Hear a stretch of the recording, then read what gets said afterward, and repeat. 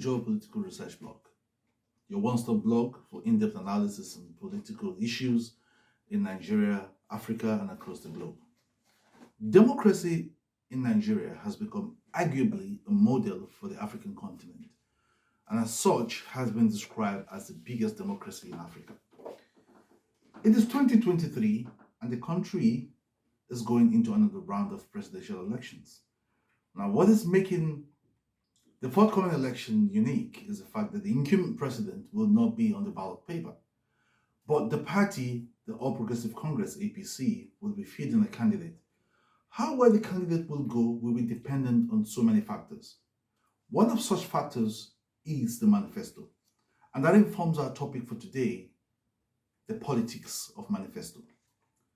As you all know, a manifesto is a published declaration of intentions, motives, or views of an individual, group, political party, or even government.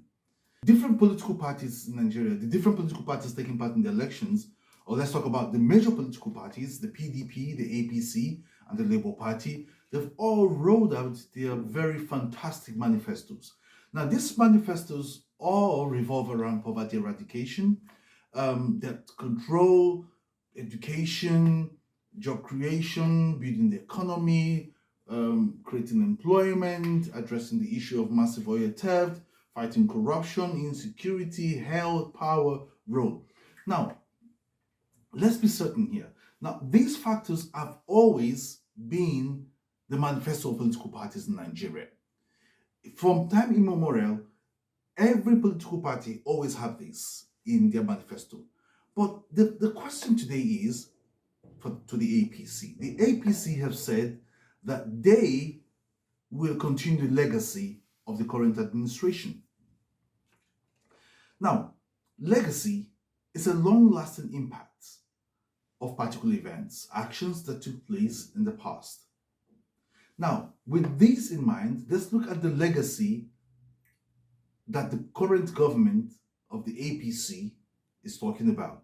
And now, just to let you know that the presidential candidate of the APC has said he's going to build on the legacy of the current government. Now let's look at the legacy of the current government in the area of insecurity, debt profile, poverty, corruption, oil theft, and unemployment. Now, according to a new report released by the Nigerian Bureau of Statistics, for the 2022, 63% of the population are multidimensionally poor. What this means is that the poverty is not only about what they have in their pocket or the money. It talks about different sector of the Nigerian life in terms of health, school, security, name it. 63% of the population are very poor in different areas. This is very, very mind-blowing. And just to let you know, 65% of the poor, according to the report, live in the north. 35% of the poor live in the south. That is for poverty. Now, let's look at the area of oil theft.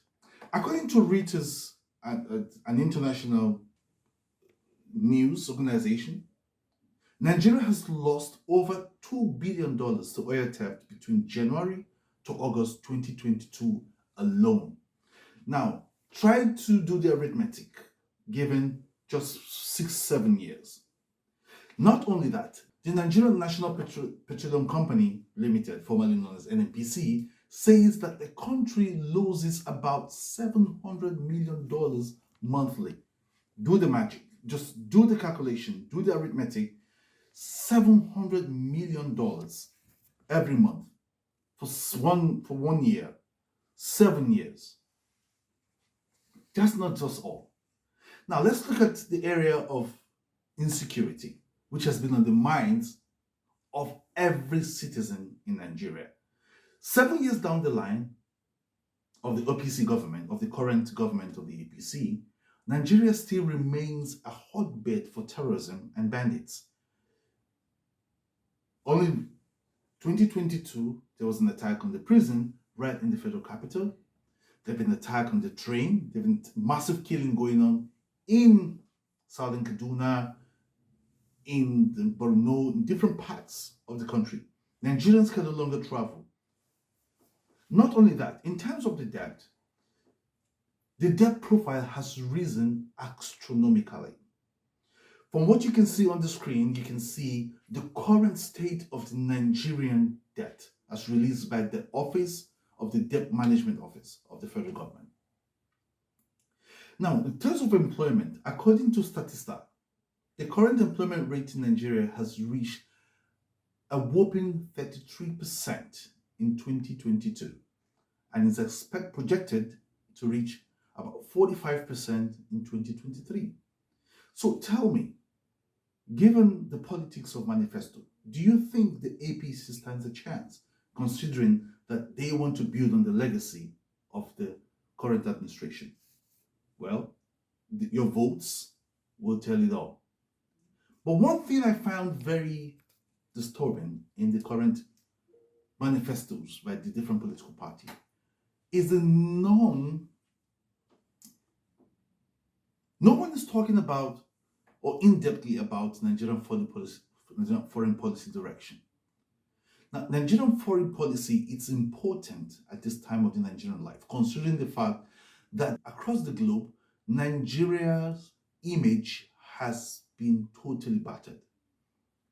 Now, none of the manifesto is talking about how to rebuild Nigeria's image. How do we go about erasing the ills or in the minds of people across the globe about Nigeria?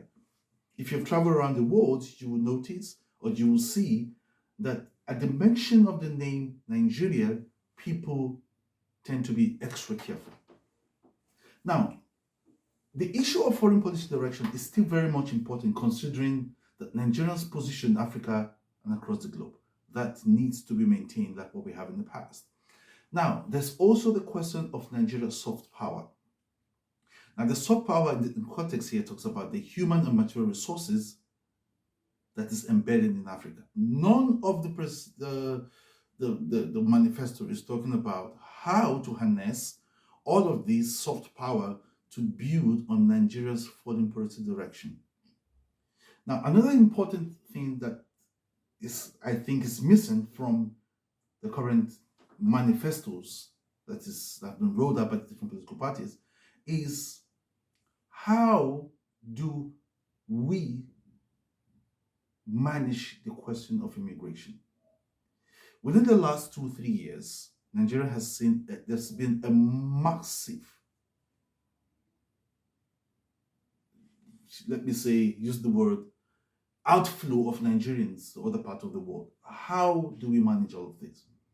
Your views are important. You can send us an email or just drop your comment after listening to this video.